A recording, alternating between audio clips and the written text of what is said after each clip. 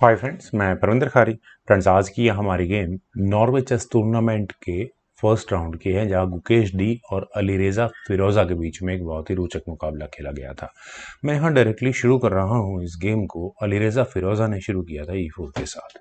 E5 यहां गुकेश ने खेला। Knight F3, knight C6, bishop C4 Italian, bishop C5, D3, knight F6 castle by white, D6, then हुआ C3, H6, knight at V goes to D2, A5, then rook आया E1 square पर, और अब कहीं जाकर गुकेश ने कैसल किया। Night F1, A4। यहां तक पोजीशन बिल्कुल इक्वल है। Bishop B5 from white side, A3, और इस A पॉन के आगे पुश होने के बाद थोड़ी प्रॉब्लम्स लगती हैं, क्योंकि व्हाइट ने अपने B पॉन को आगे पुश करके बिशप पर अटैक बनाया है। ये बिशप ऑब्वियस है, हटाना ही होगा। वो गया B6 स्क्वायर पर, और मैं दावे से बोल सकता हूं फिलहाल गुकेश का रुक कम से कम A फाइल में स्टिक हो चुका है। Bishop C4, then knight E7, knight G3, then knight G6, H3, C6, bishop आया B3 स्क्वायर पर, देन हुआ D5, E takes D5, knight takes D5। और क्या यहाँ इस ई पॉन के साथ कोई इश्यूज हैं? I don't think so. कि अगर यहाँ इस पॉइंट पर नाइट टेक्स E5 के लिए व्हाइट जाता है तो उसके बाद बेनिफिट में यहाँ डेफिनेटली ब्लैक ही रहने वाला है, क्योंकि नाइट टेक्स E5 होने के बाद rook takes E5, then bishop takes F2 check किया जा सकता है, क्योंकि किंग टेक्स F2 होने के बाद जब क्वीन से चेक आएगी तो इस बिशप को किस तरह से बचाया जाएगा। तो पॉन के चक्कर में अपना रुक गंवाना, एक्शंस डाउन होना ठीक नहीं है। तो यहाँ व्हाइट ने पहले अपने बिशप को लिया D2 स्क्वायर पर, देन हुआ बिशप E6, नाइट पर डिफेंस हुआ, और प्रॉब्लम अभी भी यहाँ इस E5 पॉन के साथ। ब्लैक का E5 पॉन बिल्कुल सेफ है। नाइट H5, और फ्रेंड्स नाइट का H5 स्क्वायर पर आना बहुत बहुत बहुत क्रूशियल हो सकता है यहाँ इस पॉइंट पर। बिशप C7, और इसीलिए यहाँ पहले ब्लैक ने अपने इस E5 पॉइंट पर डिफेंस किया, क्योंकि अब ब्लैक की क्वीन यहाँ इस F6 स्क्वायर से चेक नहीं दे पाएगी रुक पर अटैक बनाने के लिए। तो हुआ D4, E टेक्स D4, और फिरोजा ने यहाँ किया नाइट टेक्स D4। लेकिन फ्रेंड्स यहाँ इस पॉइंट पर व्हाइट के लिए एक अपॉर्चुनिटी मुझे तो कम से कम नजर आती है बिशप टेक्स H6 के रूप में। यहाँ जिस तरह से नाइट ऐसे पॉइंट पर आया है तो बिशप सेक्रीफाइस बनता है, क्योंकि अगर ब्लैक यहाँ जी टेक्स H6 के लिए जाएगा, स्पेशली जैसे ही E5 पॉन E5 स्क्वायर से हटा है, तो यहाँ पर क्वीन टेक्स D4 के बाद सीधे सीधे चेकमेटिंग थ्रेट्स होंगे। ब्लैक चाहे तो अपने इस F पॉन को आगे पुश कर सकता है थोड़ी देर के लिए प्रॉब्लम से बचने के लिए, लेकिन बचा नहीं जा सकता। बिशप E5 जैसा मूव अगर खेला भी गया, देन रुक टेक्स E5, और यहाँ अपने दो पीसेस देकर नाइट टेक्स E5 के साथ यहाँ फिर दोबारा वही चेकमेटिंग थ्रेट अभी भी बरकरार रहेगी। लेकिन इसके कुछ सॉल्यूशंस भी है। ब्लैक आखिर क्यों यहाँ इस बिशप सेक्रीफाइस को एक्सेप्ट करने लगा? वो यहाँ सीधा सीधा नाइट एक्स C3 जैसे अग्रेसिव मूव्स खेल सकता है। क्वीन D3 जैसा अगर मूव खेला भी गया, then bishop takes D3, bishop takes G7, हाँ कुछ इस तरह से ये गेम आगे बढ़ सकती है, जिसमें डेफिनेटली व्हाइट को फायदा जरूर होगा। लेकिन यहाँ खेला गया नाइट टेक्स D4, और अलीरेजा फिरोजा ने एक इंपॉर्टेंट चांस को मिस कर दिया है। लेकिन गुकेश ने किसी चांस को मिस नहीं किया। उन्होंने यहाँ क्वीन D6 और डायरेक्टली चेकमेटिंग थ्रेट्स क्रिएट करनी शुरू कर दी है। नाइट G3, चलिए रास्ता तो बंद हुआ इस चेक का। Rook at A goes to D8, knight takes E6, sorry F takes E6, then queen IG4 square पर नाइट पर अटैक बन गया है। किंग से नाइट का डिफेंस हो नहीं सकता, अदरवाइज बिशप और ज्यादा इश्यूज को क्रिएट कर देगा। वेल नाइट E5 पहले डायरेक्टली वापस क्वीन पर अटैक बना, तो क्वीन गई यहां से E2 स्क्वायर पर, देन हुआ नाइट टेक्स B4। और आखिर फ्रेंड्स यहाँ ये नाइट सैक्रिफाइस आखिर गुकेश ने किया क्यों है? किया इसलिए है क्योंकि यहाँ बिशप पर अटैक बन रहा है। जैसे C टेक्स B4 का मतलब होगा queen takes D2, bishop takes E6 check, चलिए पॉन फॉर पॉन हो गया, कोई प्रॉब्लम नहीं है। किंग H8 स्क्वायर पर चला जाएगा, queen takes D2, rook takes D2, और यहाँ इस F2 पॉन पर प्रेशर तो रहने ही वाला है।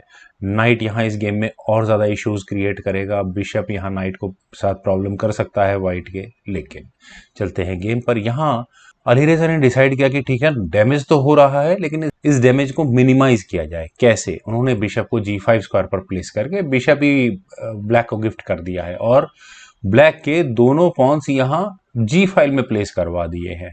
H टेक्स G5, रुक पर अटैक भी था।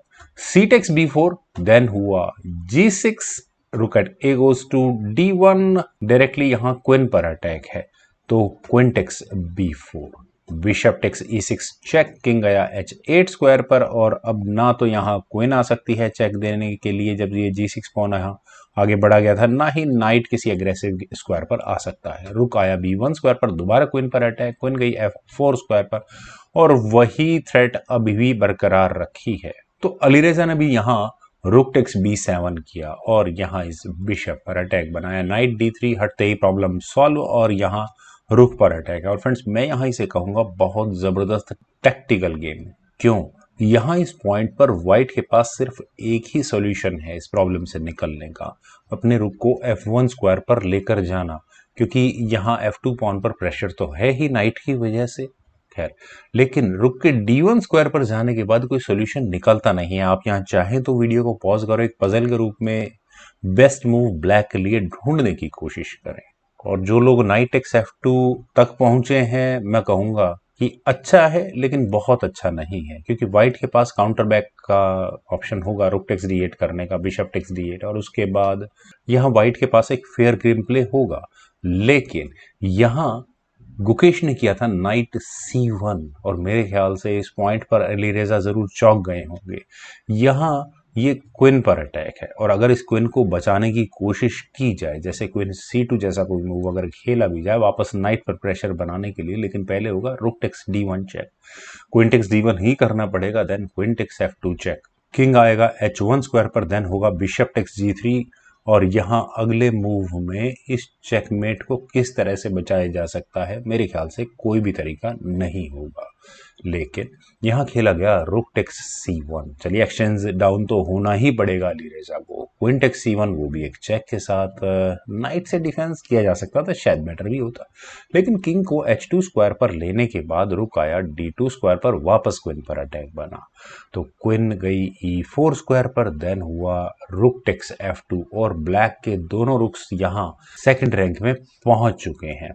रुक टेक्स c7, बिशप गया, no issue, rook takes g2 check, queen takes g2, rook takes g2, दोनों रुक्स देकर व्हाइट का यहाँ एक पॉन और क्वीन ले ली है गुकेश ने, किंग टेक्स g2।